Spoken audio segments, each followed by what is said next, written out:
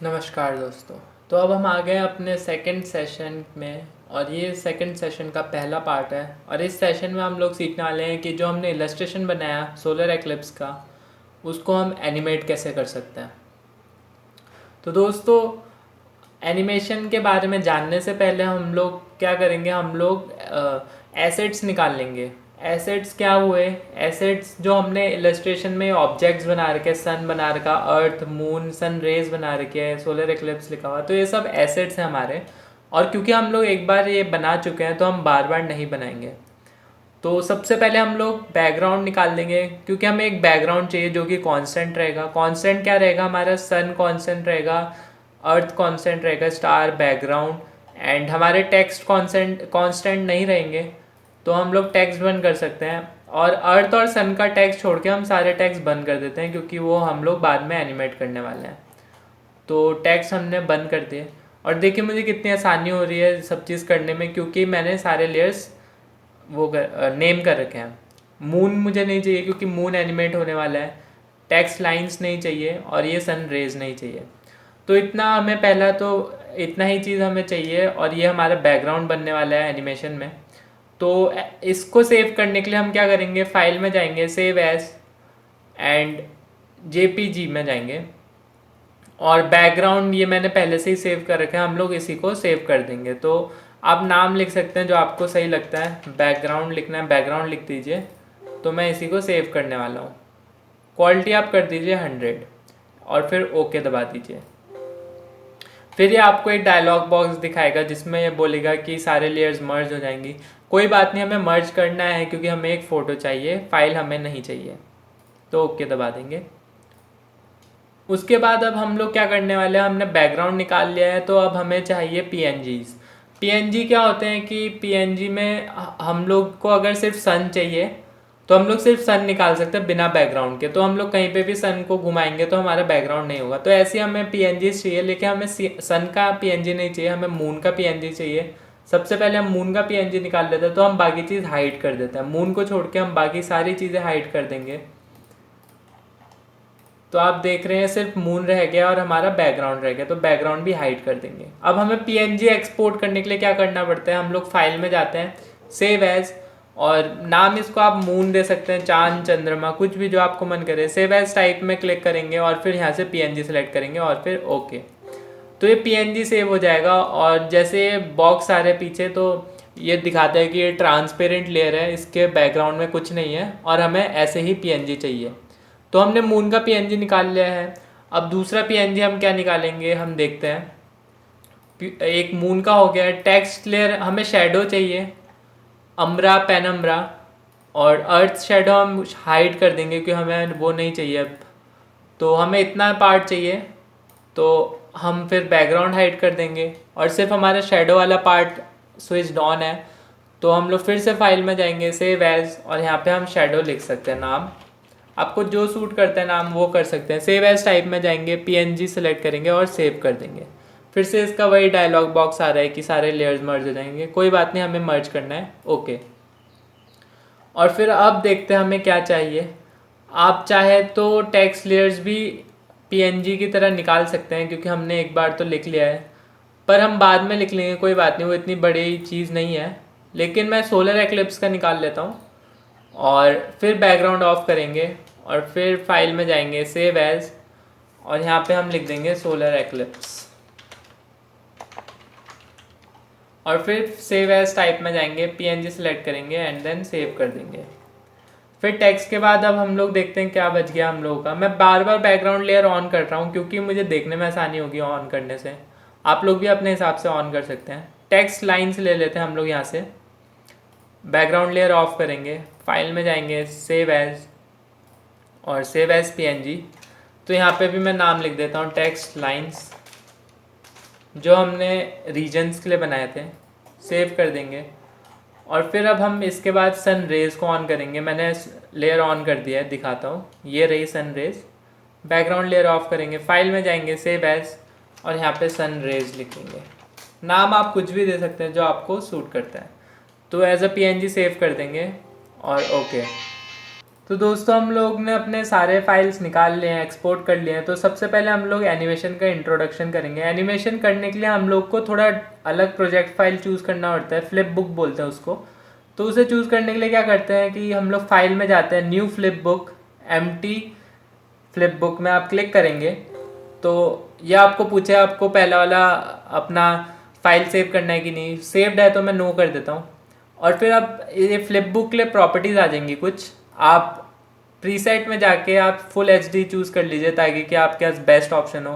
Frame rates आप 24 रहने दीजिए। नंबर ऑफ़ फ्रेम्स 240 काफ़ी हैं, तो ओके दबा देंगे। इनके बारे में अभी हम पढ़ते हैं। तो जैसे आप ओके दबाते हैं आपके पास फ्लिप बुक आ जाती है। फ्लिप बुक कुछ ऐसा होता है, ये जैसे हमने पहले पढ़ा था सब सेम है, बस दो नई चीज़ आ जाती है इसमें। एक तो टाइमलाइन आ जाती है नई चीज़, और एक जो हमारा लेयर का पैनल है वो थोड़ा बदल जाता है। अब हमारे पास सिर्फ 4 लेयर्स हैं और हम इसको रीनेम नहीं करेंगे, नहीं कर सकते हैं। और बैकग्राउंड कलर का क्या रहता है, बैकग्राउंड कलर आप कुछ भी एक कांस्टेंट बैकग्राउंड कलर चूज़ कर सकते हैं। मैं अपने लिए वाइट रहने देता हूँ। थोड़ा हम फ्रेम्स के बारे में जानते हैं। फ्रेम्स दोस्तों क्योंकि 24 फ्रेम्स पर सेकंड है, तो फ्रेम्स में क्या होता है, हम लोग अपने ऑब्जेक्ट को मूव करा सकते हैं। तो फ्रेम्स आप देख सकते हैं, इन्हें बोलते हैं फ्रेम्स, और इनके नाम भी वैसे दिए हैं, first frame, second frame, third frame, fourth frame, fifth, six, seventh, eighth, ऐसे ही करके ये 240 फ्रेम्स हमें दे रखे हैं। तो आप फ्रेम्स के बारे में ऐसे समझिए कि जो ये लेयर्स हैं ये सारे एक एक फ्रेम के अंदर ये सारे लेयर्स हैं। हर फ्रेम के अंदर 4 लेयर्स हैं। और जो बैकग्राउंड लेयर है ये हमारा दोस्तों कांस्टेंट रहता है, हर फ्रेम में ये कांस्टेंट रहेगा। जैसे मैं दिखाता हूँ, मैं एक लाइन बना देता हूँ, सीधी लाइन। रूलर के इस्तेमाल से मैं एक सीधी लाइन बना देता हूँ और बंद कर देता हूँ।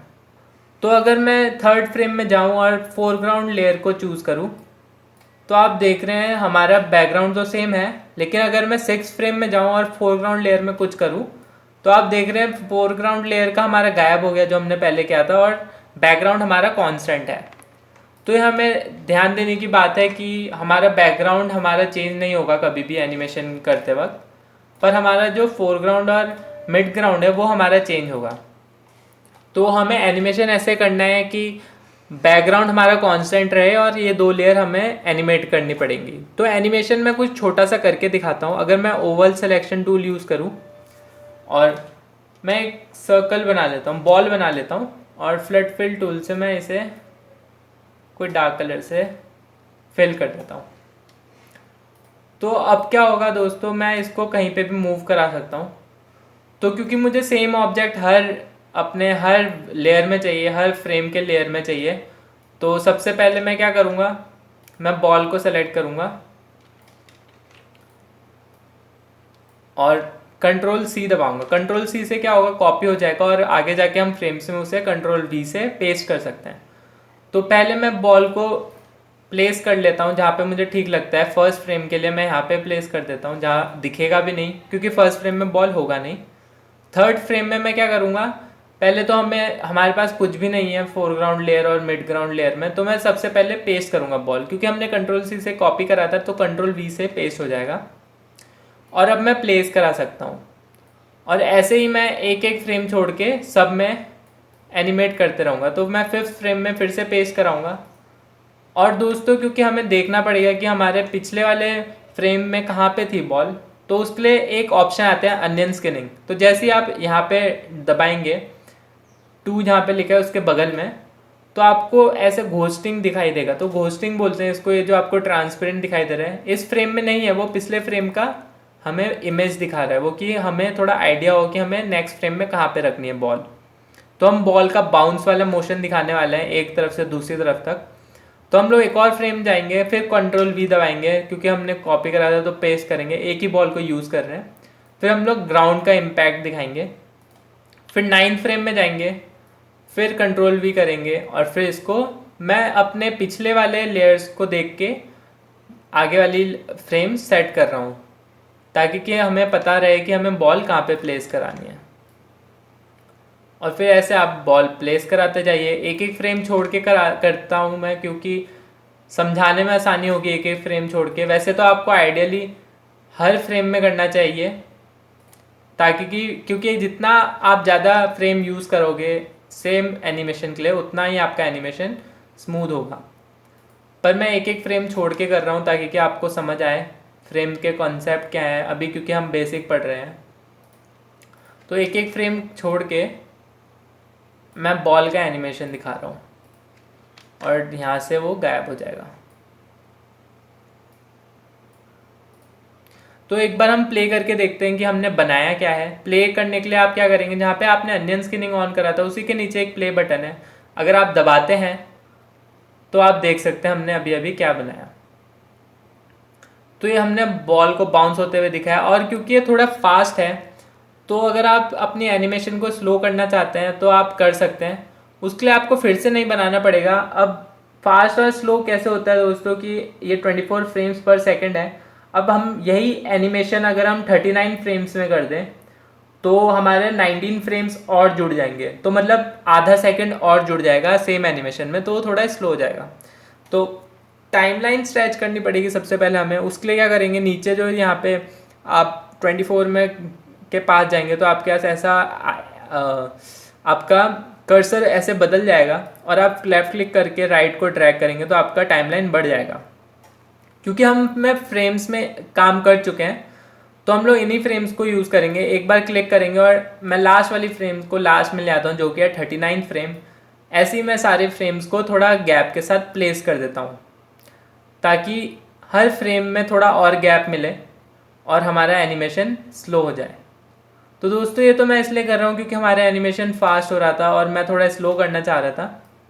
और ऐसे अगर आपका एनिमेशन थोड़ा स्लो हो रहा हो तो आप क्या कर सकते हैं कि आप कम फ्रेम्स में सेम एनिमेशन दिखाएंगे तो वो थोड़ा फास्ट हो जाएगा। तो एक बार अब ट्राई करते हैं हम लोग एनिमेट प्ले करके देखते हैं कितना स्लो हुआ है। तो देखिए अब ये बहुत स्लो हो गया है। तो ऐसे आप दोस्तों फ्रेम को यूज़ करके आप अपने एनिमेशन को स्लो कर सकते हैं या फास्ट कर सकते हैं। तो ये हमने एनिमेशन बनाया बॉल का एक तरफ से दूसरे तरफ जाते हुए। तो ऐसे ही अब हम लोग एनिमेशन के बारे में जान चुके हैं, इसका थोड़ा इंटरफेस हम लोग देख चुके हैं। तो अगली बार अब हम लोग क्या करने वाले हैं, अगली बार हम लोग सोलर एक्लिप्स में एनिमेशन लाने वाले हैं। तो सबसे पहले हम मून को रोटेट करने वाले हैं अर्थ के चारों तरफ। तो दोस्तों ये था हमारे सेकंड सेशन का फर्स्ट पार्ट, और मिलते हैं हम लोग सेकंड पार्ट में। धन्यवाद।